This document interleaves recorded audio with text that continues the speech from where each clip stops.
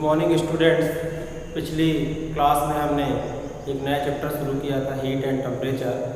तो हमने पिछले वीडियोज़ में कुछ उसके बेसिक चीज़ों को समझा कि हीट क्या होता है, टेम्परेचर क्या होता है, और हमने ऊष्मा की इकाई के बारे में पढ़ा था कि ऊष्मा की इकाई कौन कौन सी होती है, और जो टेम्परेचर पैमाने होते थे हमने उनको देखे थे और उनके बीच संबंध देखा था टेम्परेचर पैमानों के बीच। तो संबंध हमने क्या बताया था, C/5 F minus 32/9 R/4 K minus 273/5। ये हमने संबंध देखा था तापमान पैमानों के बीच, जो कि बहुत इम्पोर्टेंट है।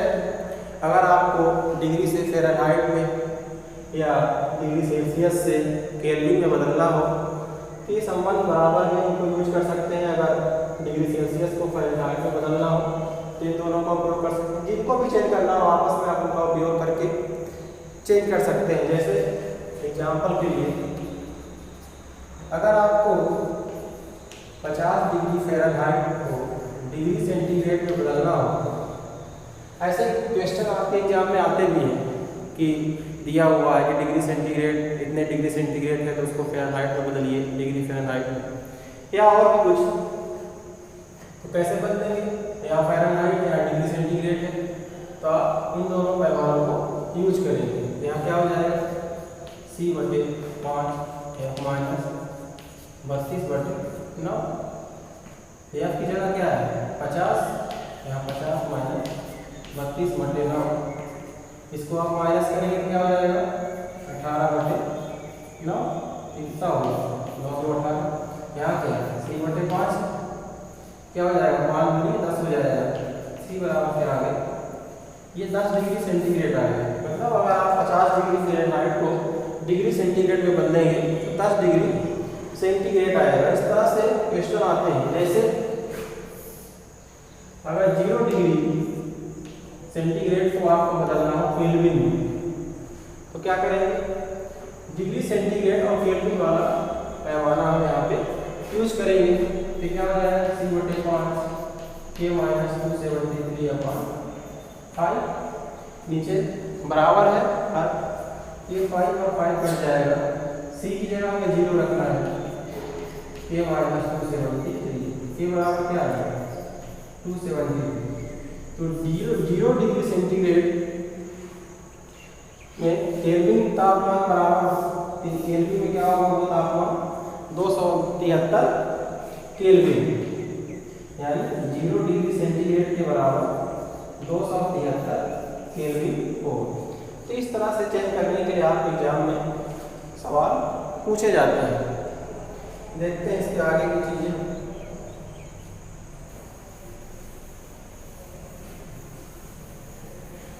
देखते हैं कि कभी कभी पूछा जाता है परम शून्य तापमान के बारे में। तो परम शून्य ताप, परम शून्य ताप इसको हम कहते हैं मिनिमम पॉसिबल टेम्परेचर। ये 0 केल्विन होता है। 0 केल्विन को हम परम शून्य ताप कहते हैं। इसके नीचे का ताप पॉसिबल नहीं है, यानी जो 0 केल्विन है, 0 से नीचे केल्विन का ताप पॉसिबल नहीं है, यानी केल्विन का ऋणात्मक मान पॉसिबल नहीं है। 0 डिग्री परम शून्य तापमान कहलाता है। 0 डिग्री डिग्री नहीं रहता है, 0 केल्विन परम शून्य तापमान कहलाता है मिनिमम पॉसिबल टेम्परेचर। तो इससे नीचे टेम्परेचर नहीं होगा, यानी माइनस में केल्विन का तापमान कभी भी नहीं होगा। अभी तक तो यही पॉसिबल है। अगर हम 0 केल्विन को डिग्री सेंटीग्रेड में बदलें तो डिग्री सेंटीग्रेड पैमाने में ये ताप कितना होगा, तो कैसे चेंज करेंगे। C/5 होता है ये दिशा, ये होता है तो ये 5 कट जाएगा। केल्विन की जगह क्या रखना है 0। तो C बराबर क्या आ गया -273 डिग्री सेंटीग्रेड आएगा। 0 केल्विन बराबर क्या होगा, -273 डिग्री सेंटीग्रेड। मतलब डिग्री सेंटीग्रेड में इससे नीचे का पैमाना नहीं होगा। ये एग्जैक्ट वैल्यू नहीं होती। एग्जैक्ट वैल्यू क्या होती है, -273.15 डिग्री सेंटीग्रेड। इसको हम कैलकुलेशन को आसान करने के लिए हटा देते हैं, पर एग्जैक्ट वैल्यू ये होती है 0 केल्विन 0 केल्विन में बराबर क्या होता है, -273.15 डिग्री सेंटीग्रेड। तो ये परम शून्य ताप कहलाता है 0 केल्विन। अगर कभी आप सोचे कौन सा तापमान पॉसिबल है, तो माइनस में डिग्री सेंटीग्रेड माइनस यहाँ तक हो सकता है, लेकिन केल्विन में 0 केल्विन के नीचे नहीं होगा तापमान। तो उसका ऋणात्मक मान केल्विन में नहीं होगा तापमान का। देखते हैं और कुछ। इसके बाद एक सवाल कई बार पूछा जाता है कि किस टेम्परेचर पर डिग्री सेल्सियस तथा डिग्री सेंटीग्रेड बराबर होते हैं। कौन सा ऐसा तापमान है कि जिसमें डिग्री सेंटीग्रेड और डिग्री फ़ारेनहाइट दोनों में वही तापमान बराबर रहते हैं। तो इनके बीच ये संबंध होता है F-32/9। अब हमें सेम टेम्परेचर इनके बीच ऐसा रहता है कि दोनों में बराबर होता है। अगर दोनों की जगह हम टी रख दें, यक्स रख सकते हैं, कुछ भी रख सकते हैं, ये हो जाएगा। गुणा करेंगे तो क्या हो जाएगा 90, इसका इधर करेंगे 5t हो जाएगा 60, इधर आएगा 90 माइनस 5t माइनस 160, माइनस करेंगे 4t माइनस 160, तो t बराबर क्या है, काटेंगे तो -40 आएगा। तो -40 एक ऐसा तापमान है, -40 ऐसा तापमान है जो डिग्री सेल्सियस तथा डिग्री फ़ारेनहाइट दोनों में क्या होता है, बराबर होता है। ये कई बार डायरेक्ट पूछ लिया जाता है, तो ये इस तरह से होता है। अब इसके आगे हम लोग समझते हैं अगला पॉइंट है इसमें ऊष्मीय प्रसार।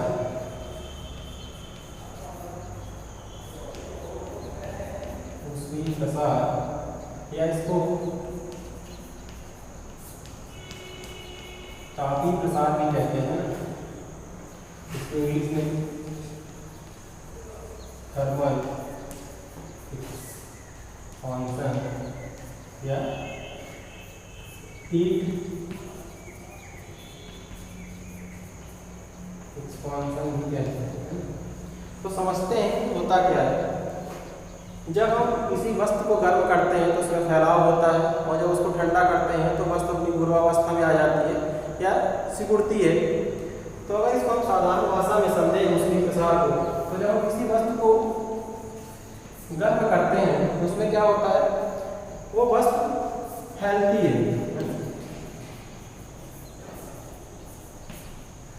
तो जब हम वस्तु को गर्म करते हैं तो उसमें फैलाव होता है, वो वस्तु फैलती है। इसी को हम समझ सकते हैं, यही ऊष्मीय प्रसार कहलाता है। वस्तु क्यों फैलती है, जो वस्तु के अगर कोई पदार्थ है तो उसमें अणुओं की जो औसत दूरी होती है, तो गर्म करने पे क्या होता है, उनके अणुओं की औसत दूरी क्या होती है, बढ़ जाती है, जिसके कारण वो वस्तु फैलती है। अब वस्तु में फैलाव किस तरीके से हो सकता है, उसके लेंथ में यानी लंबाई, उसके एरिया में यानी क्षेत्रफल, या उसके वैल्यू में आयतन। ये वस्तु के आप पर निर्भर करता है ना। तो उसके लेंथ में वृद्धि हो सकती है फैलने पर, उसके क्षेत्रफल बढ़ सकता है, उसका आयतन बढ़ सकता है। जैसे किसी औजार में आप देखिए, और किसी औजार के आकार को परिवर्तन करने के लिए हम क्या करते हैं, उस वस्तु को गर्म करते हैं। जैसे आपने रेल के पटरियों के बीच गैस देखा, कुछ लोगों ने देखा भी होगा, ये ऐसे गैप रहता है, इसलिए रहता है कि जब गर्मी में ये फैले तो क्या है कि ये हम फैलाव होगा, इनके बीच सस्पेंशन होगा, जिससे कि क्या करें, मुड़े ना, इनके बीच गैप छोड़ा जाता है जिससे एडजस्ट कर सके। अगर ये गैप नहीं होगा तो पटरियाँ मुड़ सकती हैं और यहाँ खतरा हो सकता है। तो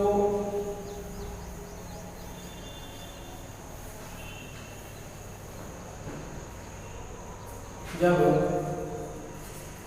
लेंथ क्या होती है, इंक्रीज होती है, अगर लेंथ बढ़ती है तो उसको क्या कहते हैं, रेखीय प्रसार।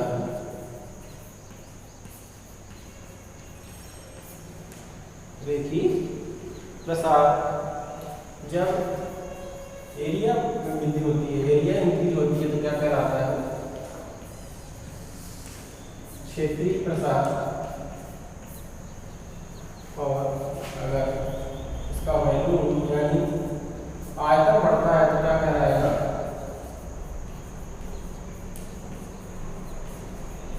आयतनिक प्रसार।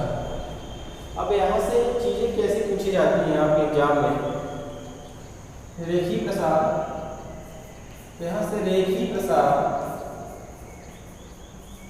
गुणांक पूछा जाता है।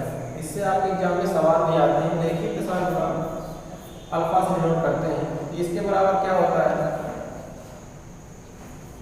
लंबाई में परिवर्तन,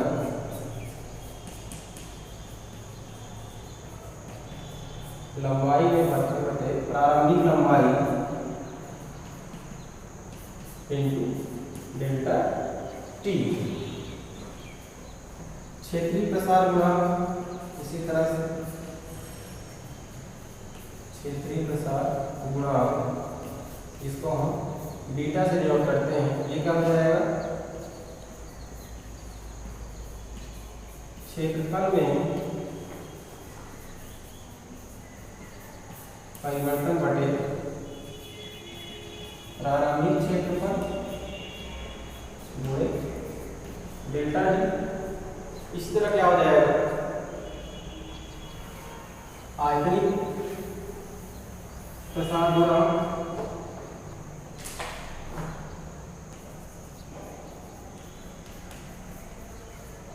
आयतनिक प्रसार गुणांक गामा, ये क्या हो जाएगा, आयतन में परिवर्तन बटे प्रारंभिक आयतन into delta T. Delta T क्या है, डेल्टा टी तापमान में परिवर्तन है, तापमान में परिवर्तन, चेंज इन टेम्परेचर। तो ये इनकी यूनिट क्या होगी, जो अल्फा बीटा गामा होते हैं इनकी यूनिट क्या होगी, आप देख सकते हैं यहाँ से, यहाँ भी आयतन है, यहाँ भी आयतन से, यहाँ क्षेत्रफल है, लंबाई है, लंबाई, तो इनका क्या होगा, इनकी यूनिट कट जाएगी, यहाँ केवल टेम्परेचर की यूनिट बचेगी। नीचे तो क्या हो जाएगा, प्रति डिग्री सेंटीग्रेड तापमान, इनकी यूनिट क्या बचेगी, बटे में है तो प्रति डिग्री सेंटीग्रेड। और जो अल्फा बीटा गामा है इनके बीच अनुपात होता है, इनके बीच अनुपात 1 अनुपात है 2 अनुपात है 3 का होता है। जो ये प्रसार गुणांक है अल्फा बीटा गामा, इनके बीच 1 अनुपात है 2 अनुपात है 3 का अनुपात होता है। ये डायरेक्ट आपसे पूछ लिया जाता है। तो ये हुआ, इन पे आधारित आपके एग्जाम में सवाल भी आते हैं।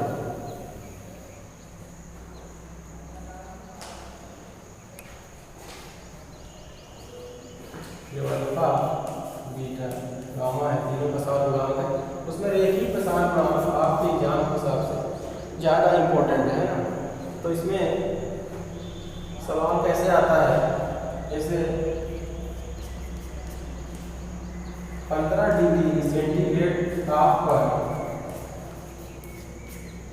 यदि किसी धातु की लंबाई 50 सेंटीमीटर तथा